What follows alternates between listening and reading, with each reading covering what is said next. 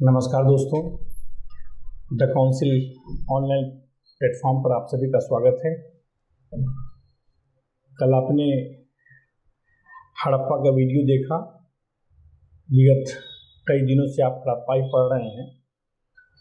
हमने आपसे कहा था कि यह एक बड़ा टॉपिक है और कई वीडियोज में बांट करके उसको हम देखेंगे।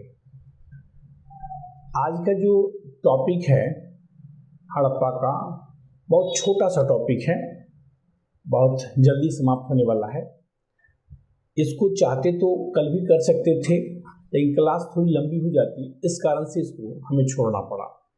तो हड़प्पा में आपने देखा अभी तक जो उसकी भूमिका की महत्वपूर्ण बातें थी, उसके साथ साथ राजनीतिक क्षेत्र, आर्थिक क्षेत्र, सामाजिक क्षेत्र और सांस्कृतिक क्षेत्र, इन सभी चीज़ों को आपने एक के बाद एक करके देखा।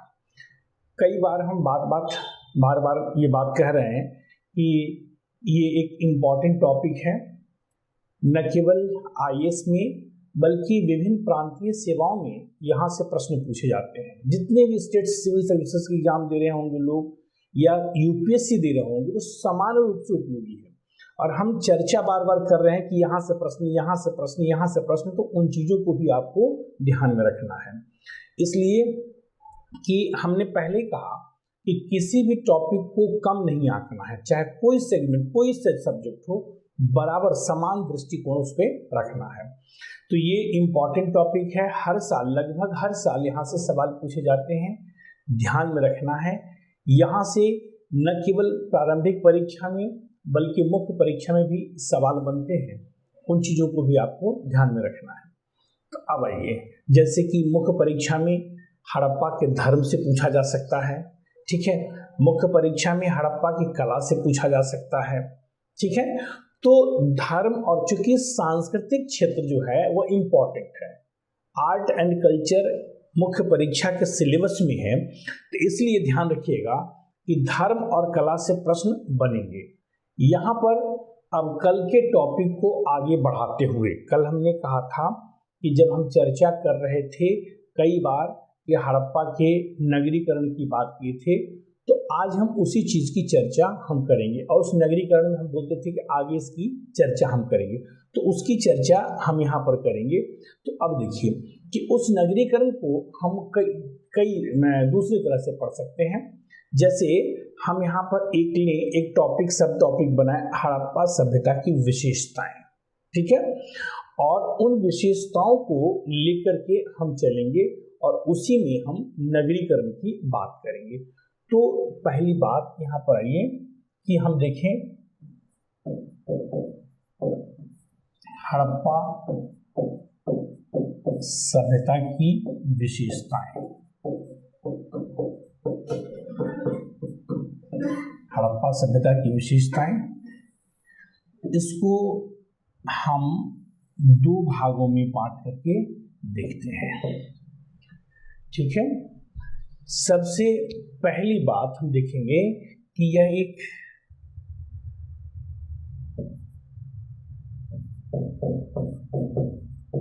नगरीकृत सभ्यता थी, नगरीकृत सभ्यता थी। और दूसरी बात हम देखेंगे दूसरी विशेषता में कि यहाँ की जो संस्कृति है वो कह सकते हैं कि देशी संस्कृति थी। अब आइए एक एक कर हम आगे बढ़ते हैं।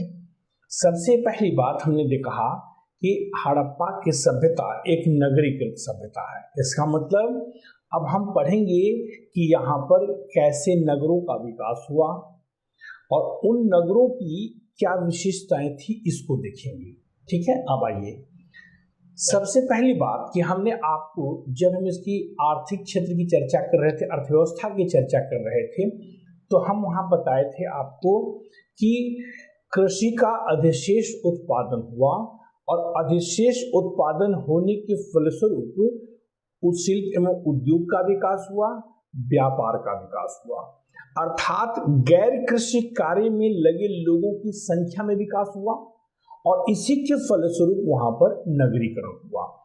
तो हड़प्पा सभ्यता में जो नगरीकरण हुआ है वह है कृषि आधारित नगरीकरण।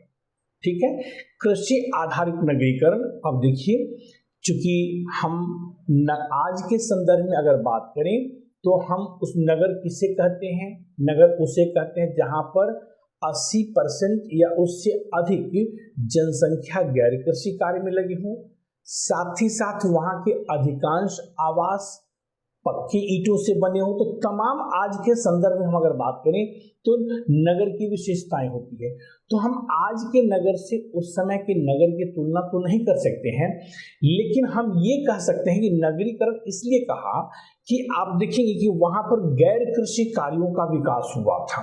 ठीक है, और गैर कृषि कार्यों के साथ साथ जो प्लानिंग के तहत सारे काम हुए थे जो आज आप नगर में देख रहे हैं, इसलिए वहां पर हम कहें कि हड़प्पा सभ्यता भारत की प्रथम नगरीकृत सभ्यता थी। फर्स्ट अर्बनाइजेशन ये है इंडिया का, भारत का फर्स्ट अर्बनाइजेशन है। दूसरा जो नगरीकरण है, सेकंड अर्बनाइजेशन जो होता है वह बुद्ध के काल में 6ठी शताब्दी ईसा पूर्व में। और उस दोनों में जब हम आगे चल करके देखेंगे तो देखेंगे कि जो हड़प्पा सभ्यता में नगरीकरण हुआ और 6ठी शताब्दी ईसा पूर्व में नगरीकरण हुआ, दोनों में समानता आपको देखने को मिलेगी। आगे चलकर इसकी चर्चा करेंगे कि जिस तरीके से हड़प्पा की जो मिट्टी थी उपजाऊ मिट्टी थी, सिंचाई की सुविधा थी, सब कुछ थी, कृषि के लिए जो अनुकूल परिस्थिति होनी चाहिए हड़प्पा में वो परिस्थिति विद्यमान थी। और उसी तरह की अनुकूल परिस्थिति हम देखेंगे 6th सेंचुरी BC में देखने को मिलता है और वहां पर भी सरप्लस प्रोडक्शन होता है, फलस्वरूप वहां पर भी नगरीकरण का उदय हुआ। तो दोनों की तुलना हम जब 6th सेंचुरी BC की इतिहास की जब चर्चा करेंगे, 6ठी शताब्दी ईसा पूर्व के इतिहास की चर्चा करेंगे, तो उस समय हम दोनों की तुलना आपको कराएंगे कि दोनों की परिस्थिति में क्या समानता थी।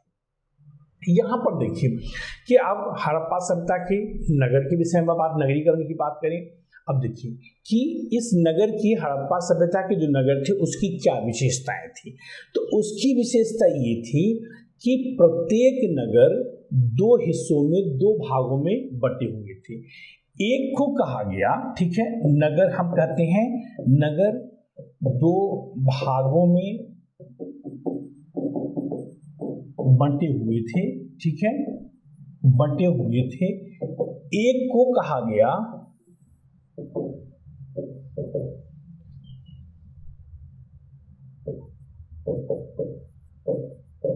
पश्चिमी टीला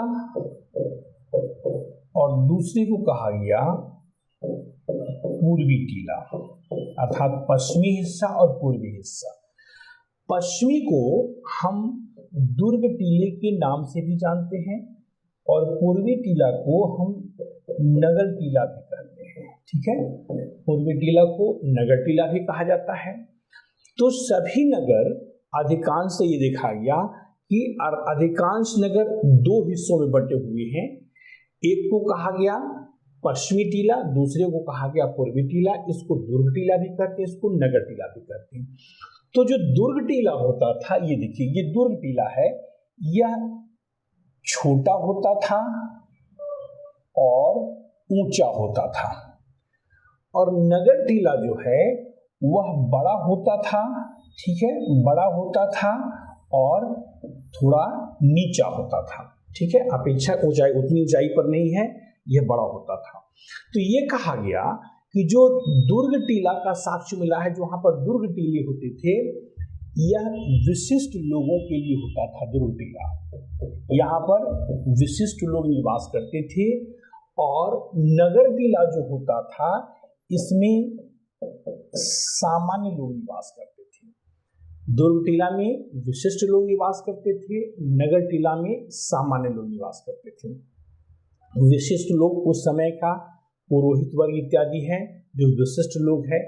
उस समय के जो प्रशासनिक व्यवस्था को संचालित करने वाले लोग हैं, वो विशिष्ट लोग हैं। ठीक है, और इस पश्चिमी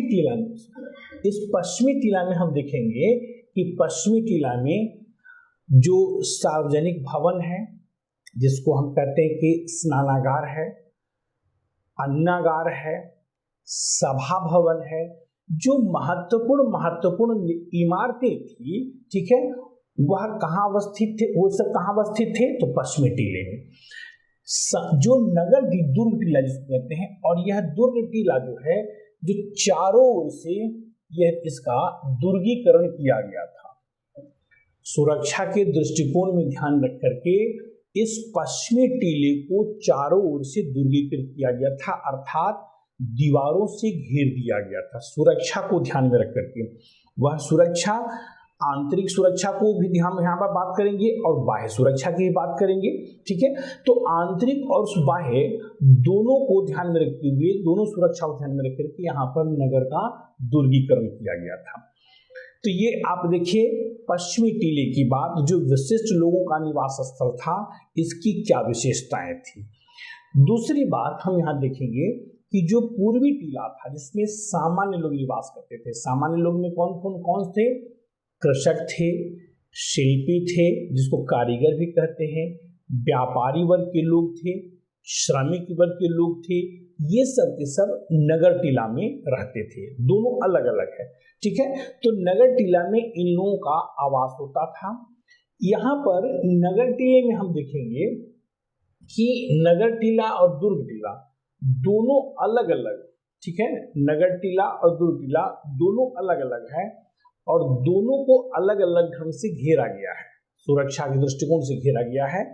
यहाँ पर आपको ध्यान में रखना है कि कुछ इसमें अपवाद भी है। जैसे हमने कहा कि सभी नगर दो भागों में बटे हुए थे, ठीक है, और नगर और जो नगर टीला और दुर्ग टीला, जिसको यहाँ पे कहते हैं दुर्ग टीला और नगर टीला, तो दुर्ग टीले को चारों ओर से घेरा गया है और ये नगर टीला है जिसमें सामान्य लोग निवास करते थे। अपवाद ये है कि कालीबंगा में नगर टीला को भी घेरा गया था चारों ओर से, जी। दूसरी बात, एक अपवाद ये है कि लोथल और सुरकोतरा, दो प्लेस गुजरात का है, कि लोथल और सुरकोतरा में दुर्ग और नगर टीला को अलग अलग नहीं बनाया गया था, मतलब अलग अलग घेरा नहीं गया था, बल्कि एक ही चार दीवारी से दुर्ग और नगर टीला दोनों को घेर दिया गया था, एक ही चार दीवारी से। तो यहाँ पर आप देखें कि यह जो हमने कहा कि सभी नगर को दो हिस्सों में बांटा गया था, पश्चिमी टीला और पूर्वी टीला, इसकी बात आप देख रहे थे। अब देखिए, अब यहाँ पर इसकी कुछ अन्य मुख्य बातों को आप ध्यान देखें। नगर में तो आप ये देखिए कि नगर को दो भागों में बांटा गया, उसको आप देखिए। अब देखिए यहाँ पर नगर में हम देखेंगे कि सभी नगर में नियोजित आवास थे। नगर में जो साक्ष्य मिला है कि नियोजित आवास, यहाँ के जो आवास थे जाल पद्धति पर विन्यस्त थे, अर्थात मतलब क्या है कि एक के बाद एक मकान बने हुए हैं, ठीक है, एक दूसरे में बहुत गैप नहीं है, जाल पद्धति पर आवास बने हुए थे। यह हम कह सकते हैं कि ये इस नगर योजना की एक महत्वपूर्ण बात है। तो यहाँ पर के जो नगर है उसके आवासीय साक्ष्य से और अन्य साक्ष्य से यह अनुमान लगाया जाता है कि हड़प्पा सभ्यता में नियोजित विकास हुआ था, प्लानिंग के तहत काम हुआ था। इससे यह निष्कर्ष निकाला जाता है कि बहुत संभव है कि आज की तरह कोई आवास विकास परिषद या फिर कोई डेवलपमेंट अथॉरिटी वहां पर काम कर रहा होगा और उसी के अनुसार सारे विकास कार्य वहां पर हो रहे होंगे। तो हम अभी बात कर रहे थे यहाँ पर कि नगर दो हिस्सों में बटी हुई थी। अब उस नगर के में हम एक बात करें कि यहाँ की जो आवासीय संरचना है इसकी बात कीजिए। अब देखिए आवासीय संरचना में आप देखेंगे कि आवास जो है वहां पे जो बने हुए थे, ठीक है, वो जाल पद्धति पर बने हुए थे, अर्थात जाल पद्धति पर नगर का विकास हो रहा है, ठीक है। अब देखिए दूसरी बात, वहां के आवास की जो विशेषता है कि आवास जो बने हुए थे वे सब के सब सड़क के दोनों किनारों पर बने हुए थे, ठीक है, सड़क के दोनों किनारों पर आवास बने हुए हैं। आवास का जो प्रवेश द्वार होता था और प्रवेश द्वार और जो खिड़कियां होती थी वह मुख्य सड़क की ओर ना खुल करके गलियों में खुलती थी। हमने बताया है कि इससे यह अनुमान लगाया जा सकता है कि तत्कालीन समाज में हो सकता है कि पर्दा प्रथा का प्रचलन हो। यहाँ पर आप देखिए कि यहाँ पर जो अभी बातें हम कर रहे हैं वह सिर्फ पुरातात्विक साक्ष्य के आधार पर जो बेहतर अनुमान लगाया जा सकता है उसकी बात कर रहे हैं। भविष्य में हो सकता है कि ये इसके जो लिपि है वो पढ़ लिए जाए और उसके बाद इतिहास में परिवर्तन हो जाए, ये भविष्य की बात कर रहा हूँ।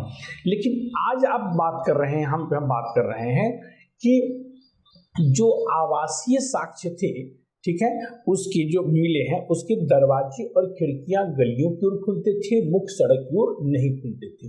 लेकिन यहाँ पर भी एक अपवाद है कि लोथल के जो आवास मिले हैं उसके जो दरवाजे और खिड़कियां जो उसके जो थे वो मुख्य सड़क की ओर खुलते थे। लोथल का अपवाद है कि उसके मुख्य दरवाजे मुख्य सड़क की ओर खुलते थे, जबकि अन्य नगरों में हम देखेंगे कि उसकी जो खिड़कियां हैं और दरवाजे हैं वो इधर खुलते थे, तो वो खुलते थे गलियों में खुलते थे। आवास में हम देखेंगे कि आवास जो इसके बने हुए थे उसके बीच में, जैसे ये आवास है, तो ये आवास है, हम अगर बात करें तो इसके बीच में एक आंगन बना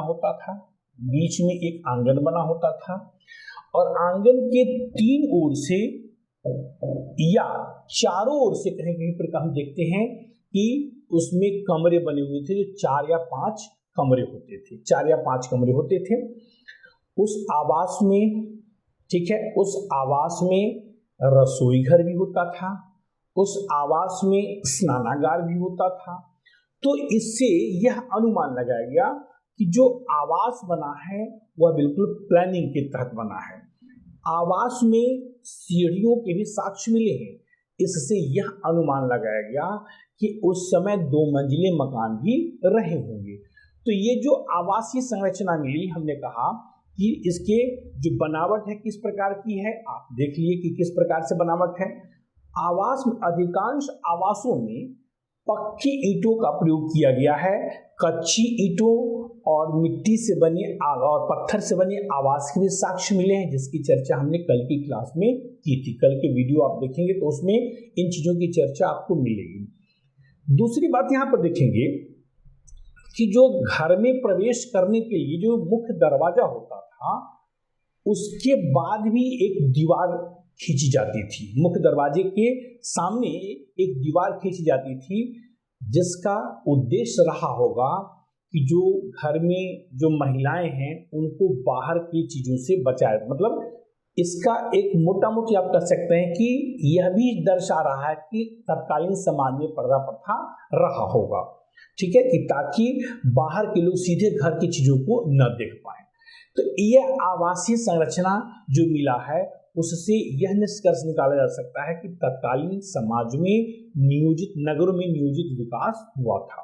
अब देखिए जो वेस्टेज पानी अब होता था, जैसे हमने कहा कि स्नान घर बनाया हुआ है, वहां पर रसोई घर बनाया हुआ है, तो वहां पर जो यूज्ड पानी, जो वाटर पानी होते थे, वेस्टेज वाटर होते थे, उसको बाहर निकालने के लिए नाली बनी होती थी और उस नाली को सड़क की मुख्य नाली से कनेक्ट कर दिया जाता था, जोड़ दिया जाता था, और वह पानी, घर का पानी सड़क के नाली में चला जाता था और इस तरह से वह एक जो बना हुआ था मेन होल बना होता था, वहां पर सारी चीजें चली जाती थी। अभी इसकी चर्चा हम करते हैं। तो ये आवासीय संरचना की बात हम कर रहे थे कि नगर में इस प्रकार के आवास के हमें साक्ष्य मिले हैं। तो ये आवासीय संरचना होगी। दूसरी बात यहाँ पर हम देखेंगे कि आवासीय संरचना के साथ साथ अब दूसरी बात देखिए कि नगर जो वहां पर, ये तो आवास की बात की, अब देखिए नगर जो वहां पर बने हुए थे, जो भी नगर, जितने भी नगर हैं, तो नगर 2 प्रकार के थे, एक आयताकार और दूसरा वर्गाकार। तो अधिकांश नगर जो थे वो वर्गाकार थे। धौलावीरा एक एग्जाम्पल है कि जहां पर आयताकार नुमा नगर का हमें साक्ष्य मिला है। तो 2 प्रकार के नगर थे। अब देखिए कि हड़प्पा सभ्यता के नगरों में हमें सड़कों का भी जो है साक्ष्य मिल रहा है। चूंकि नगरीकरण हुआ है तो सड़कें बनी हुई थी, तो नगर में हम देखेंगे कि जो सड़कें बनी हुई थी, सड़क की अगर हम बात करें, दूसरी बात किया हम यहाँ पे, अब इसको मिटा करके अब यहाँ पर हम आगे बढ़ते हैं सड़क। तो हड़प्पा सभ्यता में जो सड़कें बनी हुई थी वह एक दूसरे को समकोण पर काटती थी, ठीक है, एक दूसरे को समकोण पर काट रही है। ये ईस्ट से वेस्ट है, नॉर्थ से साउथ है, तो एक दूसरे को समकोण पे काटती थी और इसीलिए इसको प्लान्ड सिटी का मतलब एक ही चीज नहीं होता है, उसमें कई जैसे आवास के साक्ष्य मिले हैं, वह प्लानिंग के तहत बनाया गया है।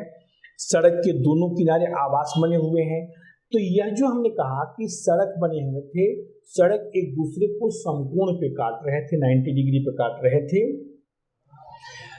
मोहनजोदड़ो की जो मुख्य सड़क थी, जिसको विद्वानों ने, इतिहासकारों ने राजपथ की संज्ञा दिया है, कि मोहनजोदड़ो की जो मुख्य सड़क थी उसकी चौड़ाई लगभग 10 मीटर थी, मोहनजोदड़ो की सड़क की। अब देखिए कि आज के संदर्भ में कि सड़क की चौड़ाई उस समय 10 मीटर थी, कहाँ की, मोहनजोदड़ो की, जिसको राजपथ कहा गया। तो ये सबसे चौड़ी सड़क मोहनजोदड़ो की है। और अन्य नगरों में जो हम देखते हैं कि जो सड़क की चौड़ाई की जो साक्ष्य मिलते हैं वह 2.75 से लेकर के 3.6 मीटर तक, ठीक है। तो मोहनजोदड़ो, हमने कहा कि मोहनजोदड़ो की मुख्य सड़क की लंबाई 10 मीटर है और अन्य नगरों में जो सड़कें मिली है उसकी जो चौड़ाई है, लंबाई नहीं सॉरी चौड़ाई है, वह 2.75 से लेकर के 3.6 मीटर तक, 2.75 से लेकर के 3.6 मीटर तक अन्य नगर के सड़कों की चौड़ाई है। यहाँ पर हम देखते हैं कि सड़क के बगल से जो रास्ते गए थे उसको गली कहा जाता है। तो सड़क से कनेक्टेड है वह, चूंकि जाल की तरह नगर विन्यस्त है तो गलियां भी थी। तो गलियों में जो सड़कें थी, गली की जो चौड़ाई है वह 1.8 मीटर की है, गली की चौड़ाई 1.8 मीटर की है। तो ये एक सामान्य तौर पर हम देख रहे हैं कि हड़प्पा सभ्यता में जो सड़कें मिली हैं, जो मेन सड़क है मोहनजोदड़ो की उसकी बात किया और साथ ही साथ अन्य सड़कों की बात किया कि जिसकी चौड़ाई कितनी थी। सड़क कच्ची, मतलब उस समय की सड़क पक्की नहीं थी, कच्ची सड़क थी, लेकिन सड़क के किनारे जो नालियां बनी होती थी वह नाली जो है कवर्ड नाली होती थी, नालियां कवर्ड होती थी जिसको पक्की ईंट या पत्थरों से ढका जाता था। अब देखिए, अब हम आते हैं कि नगर में कितनी साफ सफाई की व्यवस्था थी, इस पर आते हैं। अभी हमने सड़कों की बात किया है, सड़क के साथ साथ आप स्वच्छता की बात कर रहे हैं, ठीक है। स्वच्छता में आप देखेंगे कि सड़क के किनारे नालियां बनी होती थी और हमने अभी आपको बताया है कि घरों में जो छोटी घरों से जो वेस्टेज पानी आता था, तो घर से जो नाली निकास होता था, पानी का निकास होता था, उसको सड़क की मुख्य नाली से जोड़ दिया जाता था। स्वच्छता की कितनी अच्छी व्यवस्था है। और मुख्य जो सड़क के किनारे जो मुख्य नाली होती थी वह कवर्ड होती थी, अर्थात वह पत्थर से या पक्की ईंटों से उसको ढक दिया जाता था। और कुछ कुछ दूरी पर हम देखते हैं कि मेन होल गड्ढे बने हुए थे जो सोख्तानुमा होता था और सड़क के पानी जो है, सड़क का पानी वहां पर जाता था और मेन होल में गिरता था और सूखते जाता था। देखिए कितने साइंटिफिक ढंग से बनाया गया था। अब आप देख सकते हैं सड़क के किनारे जगह जगह पर आप देखेंगे कि जगह जगह पर जो है गड्ढे खोदे गए हुए थे, जिसका उद्देश्य था, जो आज के डस्टबिन की तरह काम करता था, कि जो भी कूड़ा इत्यादि लोग फेंकते थे उसको बाहर फेंकना नहीं होता था, जो गड्ढे बने होते थे उस गड्ढे में उसको फेंक दिया जाता था।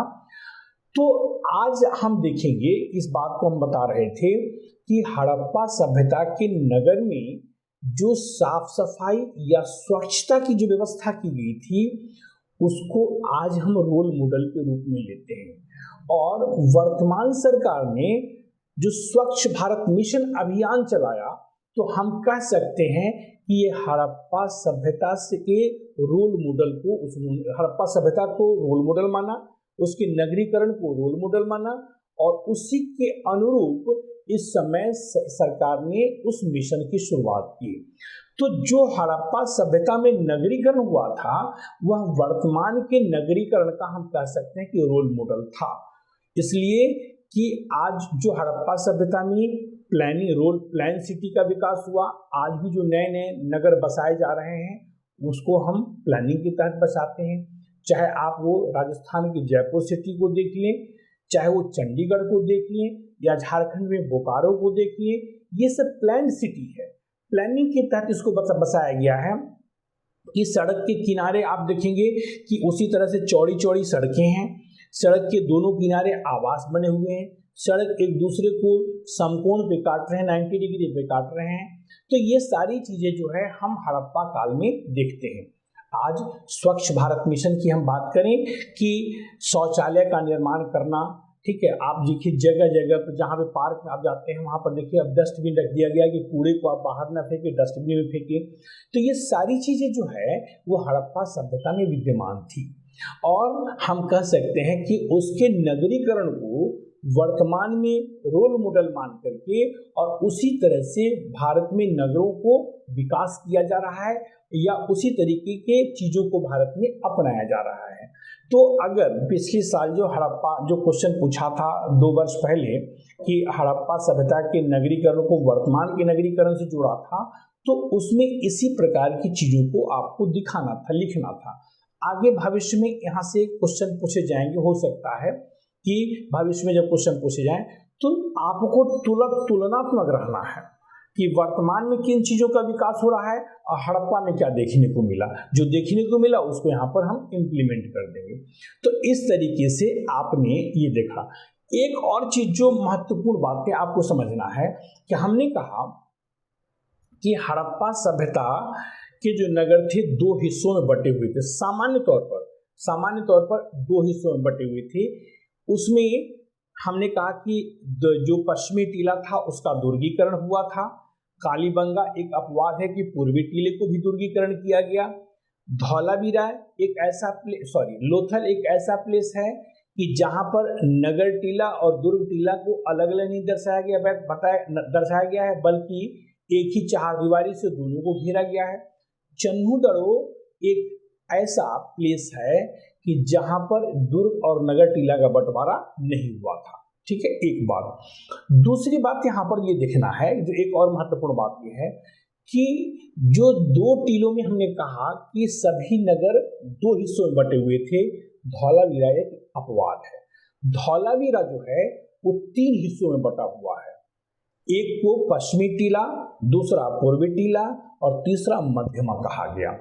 तो यह अनुमान लगाया गया कि यह जो मध्यमा था, मतलब इसमें बाद में चलकर इतिहासकारों ने यह अनुमान लगाया कि बहुत संभव है कि धौलावीरा में पश्चिमी टीले में विशिष्ट जन निवास करते होंगे।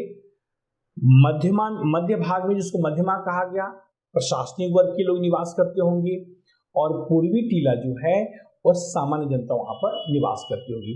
तो ये आपने देखा कि नगर जो है किस प्रकार से हड़प्पा सभ्यता का नगर, उसमें 3 चीजों को हमने फोकस किया है।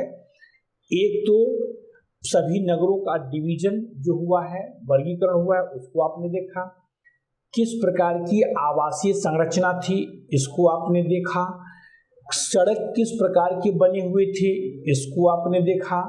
सड़क के किनारे नालियां बनी हुई थी, इसको आपने देखा। स्वच्छता के लिए जो बीच बीच में गड्ढे खोद दिए गए थे, जो डस्टबिन का काम करता था, इसको आपने देखा। तो इस तरीके से वहां का जो नगर था वह नगरीकरण हुआ था, नगर का विकास हुआ था। और इसलिए हड़प्पा सभ्यता के नगर को, नगर नियोजन को वर्तमान में भी रोल मॉडल के रूप में लिया जाता है। तो यह जो आपने एक देखा कि हड़प्पा सभ्यता एक नगरीकृत सभ्यता थी, उन चीजों को हमने आपको उसको बताने की कोशिश की किस प्रकार से नगर का वहां पर विकास हुआ था।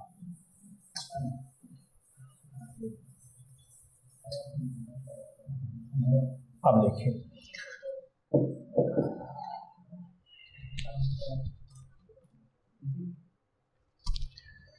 अब देखिए, हड़प्पा जो सभ्यता है, जिसको हम कह सकते हैं कि ये देशी संस्कृति थी। देशी संस्कृति कहने के पीछे तर्क है, जो विद्वानों ने तर्क दिया है, वह यह है कि हड़प्पा की लिपि, हड़प्पा के मृदभांड, ठीक है, किसी अन्य संस्कृति से ये मेल नहीं खाते हैं। लिपि है, मृदभांड है, मोहरे हैं, किसी अन्य संस्कृति से इसकी कोई तुलना नहीं की जा सकती है। इस कारण से इसको देशी संस्कृति कहा गया। यहाँ के जो मृदभांड मिले हैं, उस तरह के मृदभांड इसके समकालीन सभ्यता में देखने को नहीं मिले। जो लिपि मिली है, उस तरह की लिपि समकालीन सभ्यता में देखने को नहीं मिले, तो इसलिए इसको देशी संस्कृति कहा गया। अगर इसकी लिपि समकालीन संस्कृति की जो लिपि है उससे कहीं समानता होती तो जाहिर सी बात है इस लिपि को भी अभी तक पढ़ लिया गया होता, लेकिन समानता देखने को नहीं मिली।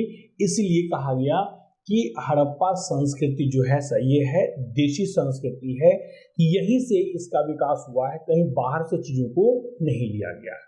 तो ये हम आपको हड़प्पा सभ्यता की विशेषताएं की जो बात की, उसमें मुख्य रूप से नगरीकरण और देशी संस्कृति को हमने फोकस किया है।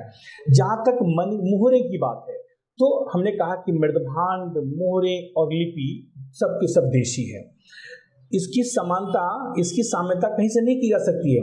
जो इसकी मोहरे हैं, आपने देखिए कि विशिष्ट कला में हमने मोहर को लिया था। ये हड़प्पा सभ्यता की विशिष्ट कला है कि मोहर का निर्माण हुआ। ये मोहर इनकी अपनी जो पहचान थी। यह मोहर जो है, अधिकांश मोहर जो होती थी वर्गाकार की होती थी, तो इनकी जो मोहरी थी उस मोहर से उस समय के समकालीन सभ्यता की कोई तुलना नहीं। वहाँ पर जो मोहरें मिली हैं वह हड़प्पा से भिन्न प्रकार की मोहर है, तो इसलिए इसको हम एक देशी संस्कृति बोलते हैं। अब आइए, अब इसकी लास्ट चीज को हम देखते हैं हड़प्पा सभ्यता के। अब हम लास्ट में आते हैं पतन। ये इसका लास्ट टॉपिक है, पतन। अब देखिए हड़प्पा सभ्यता का पतन कैसे होता है।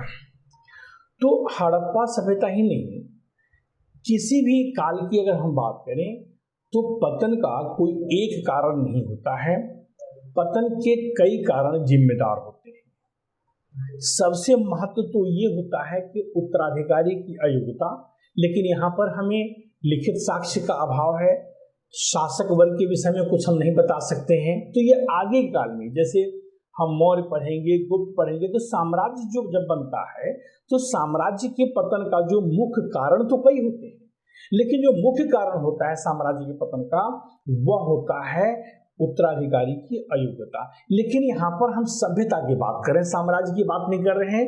तो अब देखिए इस सभ्यता के पतन के भी कई कारण हैं। एक कारण को हम नहीं मानते, कई कारण जिम्मेदार हैं। हो सकता है कि एक कारण की भूमिका अधिक रही हो, लेकिन इसके पीछे कई कारण हैं। अलग अलग विद्वानों ने अलग अलग मत यहाँ पर दिए हैं। तो पतन के कारण कई कारण हैं, उसमें सबसे पहले आता है एक जो महत्वपूर्ण कारण है वो है बाढ़। इस मत के प्रवर्तक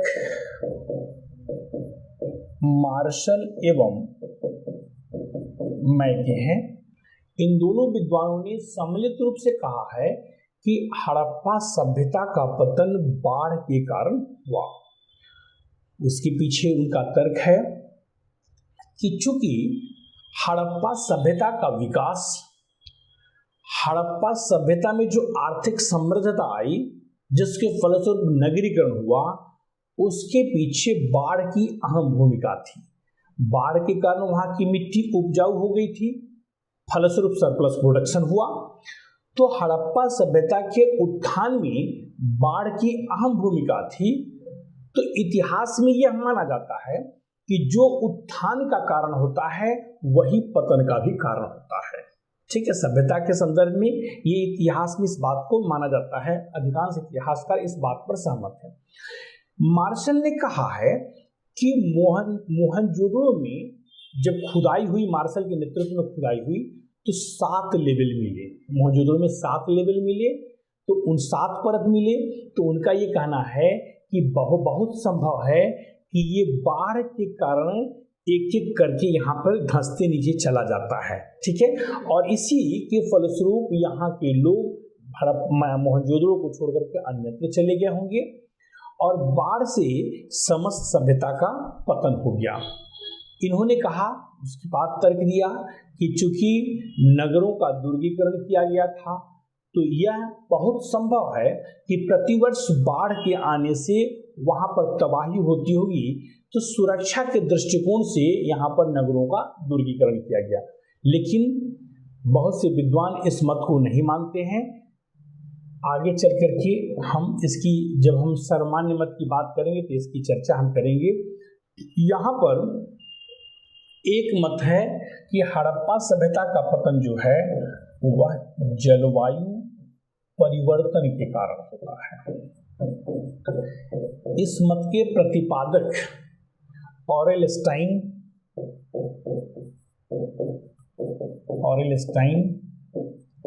और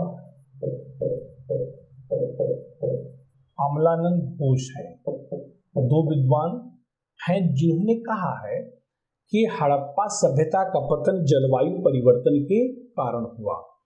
इनका कहना है कि चूंकि नगरीकरण हुआ था तो हो सकता है कि प्रदूषण इत्यादि फैले हों और प्रदूषण के फलस्वरूप क्या हुआ होगा कि जलवायु परिवर्तन हुआ होगा और उस जलवायु परिवर्तन के कारण क्या हुआ होगा कि उस समय सभ्यता का पतन हो गया होगा। जलवायु परिवर्तन से क्या होता है, जलवायु परिवर्तन हुआ अर्थात बर्फ पिघल करके क्या हो गया कि वो बाढ़ का रूप ले लिया। जब बर्फ पिघलने से क्या हो गया, जमीन पूरा वहां बर्फ से ढक गया, पानी से ढक गया। तो जलवायु परिवर्तन कई तरह से होते हैं। जैसे कुछ समय पहले उत्तराखंड में जो त्रासदी थी, जलवायु परिवर्तन की त्रासदी थी, तो इनका कहना है कि तत्कालीन समय में भी जो नगरीकरण हुआ था उसके फलस्वरूप पर्यावरण प्रदूषण के कारण हुआ, जलवायु परिवर्तन हुआ और उस कारण से हड़प्पा सभ्यता का पतन हो गया। लेकिन हम इनके मतों को हम बहुत अधिक नहीं महत्व देंगे, क्योंकि उस समय नगर का उतना अधिक विकास नहीं हुआ था जिससे पर्यावरण प्रदूषण हो सके, पर्यावरणीय समस्या आ गई होगी। तो पर्यावरणीय समस्या नगर के विकास से नहीं संभव था, क्योंकि नगर, आज के नगर की तुलना करें तो उस समय और आज के नगर में बहुत जमीन आसमान का अंतर था, तो इसलिए पर्यावरणीय समस्या की संभावना कम थी। एक मत है, यहाँ पर देखेंगे कि हड़प्पा सभ्यता का पतन भूकंप के कारण हुआ। हड़प्पा सभ्यता का पतन भूकंप के कारण हुआ। इस मत के प्रवर्तक राइट्स एवं डेल्स हैं।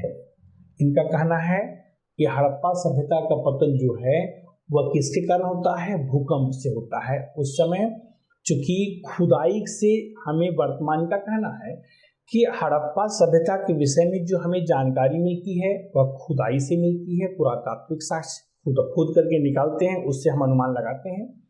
तो बहुत संभव है कि भूकंप आया होगा और भूकंप आने के फलस्वरूप वह सभ्यता जमीन के नीचे धंस गई होगी और इस कारण से हड़प्पा सभ्यता का पतन हो गया।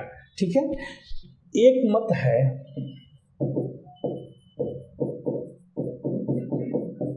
आर्यों का आक्रमण। एक मत है कि हड़प्पा सभ्यता का पतन जो है आर्यों के आक्रमण के फलस्वरूप हुआ। इस मत के प्रवर्तक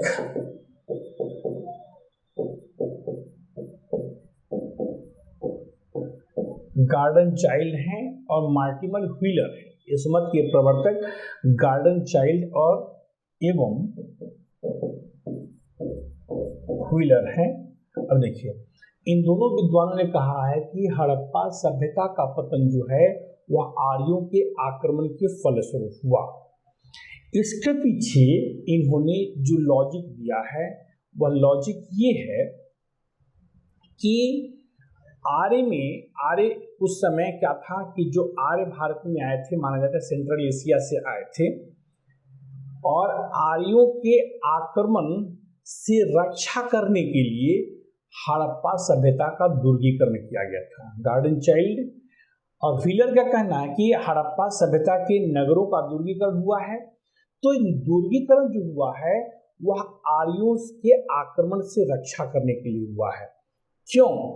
इसका जो उन्होंने इस तुलना किया है कि ऋग्वेद में चूंकि आर्य भारत में आए थे, तो आर्य भारत में आकर के आर्य संस्कृति का प्रचार प्रसार किए। तो उस समय आर्य सभ्यता को, आर्य संस्कृति को हम दो भागों में बांटेंगे, एक को ऋग्वैदिक काल, एक को उत्तर वैदिक काल। तो यहाँ पर हम देखते हैं कि ऋग्वैदिक काल में एक महत्वपूर्ण देवता है इंद्र, और ऋग्वेद में इंद्र को पुरंदर कहा गया है, जिसका अर्थ होता है दुर्गों को तोड़ने वाला। तो चूंकि ऋग्वेद में पुरंदर इंद्र का उल्लेख हुआ है और हड़प्पा दुर्गों को तोड़, जिसका अर्थ होता है दुर्गों को तोड़ने वाला, और हड़प्पा सभ्यता में चारों ओर दुर्ग बनाया गया था, तो इसीलिए इन्होंने कहा कि बहुत संभव है कि आर्यों के जो आक्रमण हुए उसके फलस्वरूप हड़प्पा सभ्यता का पतन हुआ। ये आर्य भारत में आए और हड़प्पा संस्कृति के जो उस समय विशिष्टता थी, जो उस समय इसके चकाचौंध थे, समृद्धता थी कह सकते हैं, तो उस समृद्धता से लाभ उठाने के लिए आर्यों ने धीरे धीरे भारत में अपना विस्तार किया। तो ये गार्डन चाइल्ड और मार्टिमर व्हीलर का मत है। एक मत है, ठीक है, एक मत है जो अमेरिकी विद्वान केनेडी का कहना है, यहाँ पर आप ले सकते हैं केनेडी की, उसको उनका कहना है कि हड़प्पा सभ्यता का पतन महामारी से हुआ। ठीक है, महामारी से हुआ, मतलब यह है कि उन्होंने कहा कि मलेरिया जैसी महामारी तत्कालीन समय में आया, महामारी, इसमें हम लेंगे मलेरिया को। ठीक है, और इस मत के प्रवर्तक जो है केनेडी है। इनका कहना है कि हड़प्पा काल में जो है, हड़प्पा काल का जो पतन होता है वह महामारी के कारण होता है। उस समय मलेरिया जैसी महामारी फैल गई थी, जिस कारण से हड़प्पा सभ्यता का पतन होता है। इन्होंने इसके एग्जाम्पल में जो दिया है, कहा कि मोहनजोदड़ो से बृहद पैमाने पर नरकंकाल मिले हैं, मोहनजोदड़ो से बृहद पैमाने पर नरकंकाल मिले हैं, और यह संभव है कि वह नरकंकाल जो था वह किसी ऐसे वैसे से नहीं, बल्कि महामारी से लोग एकाएक जो मृत्यु हुई होगी, लोग अधिक संख्या में मृत्यु हुई होगी, और उसी को वहां पर जमीन के नीचे दफना दिया गया होगा। तो अधिकांश लोगों की जो मौत अगर एक समय में होती है, तो उसके पीछे कोई और रीजन नहीं हो सकता है, वह महामारी ही है। तो वर्तमान में आप देख रहे हैं कि भारत में कोरोना महामारी की जो समस्या है, और इस समय लोगों की जो मृत्यु हो रही है, तो अभी तो अधिकांश जो भारत में प्रचलन है, जैसे हिंदू बहुल राष्ट्र है, भारत में हिंदुओं की संख्या अधिक है, अन्य संप्रदाय वालों की संख्या कम है, तो यहाँ पर क्या हो जाता है कि दाह संस्कार के फलस्वरूप उसको जला दिया जाता है। अगर सपोज कीजिए कि उसी को नीचे दफना दिया जाता, जिस संख्या में लोगों की मृत्यु हुई है दफना दिया जाता, और कुछ समय बाद हो सकता था किसी कारण से पतन हो जाता, से इस भारतवर्ष का पतन हो जाता, भूकंप आता या और कुछ आता या कोई क्षेत्र विशेष का हो जाता, और उसके बाद जब खुदाई होती तो उसी तरीके से नरकंकाल मिलते। तो यह सामूहिक हत्या नहीं हो सकती है। इसकी केनेडी कहना था कि सामूहिक हत्या को के प्रमाण के रूप में हम नहीं ले सकते हैं। हम कह सकते हैं कि उस समय कोई मलेरिया जैसी महामारी आई होगी, जिस कारण से सभ्यता में अधिकांश लोग मर गए, वहाँ के अधिकांश लोग मर गए, फलस्वरूप सभ्यता का पतन हो गया। तो यहाँ पर आपने देखा कि विभिन्न विद्वानों ने भिन्न भिन्न मत दिए हैं, लेकिन हम जो आपको बताने जा रहे हैं कि किसी भी सभ्यता का पतन, अभी हमने शुरू में भी कहा था, किसी भी सभ्यता का पतन किसी एक कारण से नहीं होता है, सभी कारणों का सम्मिलित योगदान होता है। ठीक है, सभी कारणों का योगदान होता है। लेकिन अगर आपसे देखिए दो प्रकार से पूछेंगे प्रश्न पूछेगा हड़प्पा सभ्यता के पतन के कारण थे, नंबर 1 बाढ़, नंबर 2 जलवायु परिवर्तन, नंबर 3 भूकंप, ठीक है, और नंबर में 4 दे दिए उपरोक्त सभी। तो हड़प्पा सभ्यता के पतन कारण क्या हो गया? उपरोक्त सभी। ठीक है, एक प्रश्न ही हो गया। दूसरे प्रश्न का उत्तर जो दिया जाता है प्रश्न के नेचर के हिसाब से दिया जाता है। दूसरा प्रश्न अगर पूछ दे कि हड़प्पा सभ्यता के पतन में सर्वाधिक भूमिका थी, यह हड़प्पा सभ्यता के पतन का एक महत्वपूर्ण कारण था, उसमें दे दे बाढ़, जलवायु परिवर्तन, भूकंप, आर्यों का आक्रमण या महामारी कोई दे दे, तो उसमें आपको लगाना है बाढ़। अधिकांश विद्वान जो अगर बात हम करें जो मत दिए हैं उन मतों में अगर हम सर्वमान्य मत की बात करें तो जो इतिहास की एक बात होती है कि जो कारण सभ्यता के उत्थान का होता है वही कारण सभ्यता के पतन का भी होता है, और इसीलिए हम यहाँ पर बाढ़ को अगर उत्थान का कारण मानते हैं कि बाढ़ से हड़प्पा सभ्यता का विकास हुआ, तो बाढ़ उसके पतन का भी कारण था। क्योंकि प्रतिवर्ष बाढ़ आता था, इससे हम इनकार नहीं कर सकते हैं, और उस बाढ़ से हो सकता है कि हड़प्पा सभ्यता का पतन हो गया होगा, वो समा गया होगा पानी में और सभ्यता नीचे दब गई होगी। तो ये आप एक सामान्य सी बात देख रहे हैं। तो अब यहाँ पर हमने जो क्वेश्चन जो यहाँ से बन सकते हैं पतन से, उस क्वेश्चन को ही बता दिया। दूसरा ये देखेंगे कि प्रश्न यहाँ पर पतन से बनेगा कि एक तरफ बाढ़, जलवायु परिवर्तन, भूकंप, आर्यों का आक्रमण, महामारी, ये दे दे, मत के प्रवर्तक नाम दे दे, ठीक है, और दे दे कि इसको मैच कराने के लिए दे दे कि मैच कराइए। बाढ़ के सामने आपको दे दे अमलानंद घोष, जलवायु परिवर्तन के सामने लिख देगा मार्शल, भूकंप के सामने लिख देगा कैनेडी, आर्यों का आक्रमण के सामने लिख देगा राइल्स एवं डेल्स। तो इसको मैच कराने के लिए आएगा तो उसको भी आप मैच आसानी से करा लीजिएगा। तो कई प्रकार के प्रश्न बनते हैं, उन प्रश्नों को भी ध्यान में रखना है। यहाँ हम बोलते चलेंगे, यहाँ से ऐसे प्रश्न बनेंगे, यहाँ से ऐसे प्रश्न बनेंगे, उन चीज़ों को आप अपने दिमाग में रखेंगे ताकि आपको किसी प्रकार की कोई दिक्कत न हो। तो ये हड़प्पा की बात रही, हड़प्पा सभ्यता से संबंधित टॉपिक था।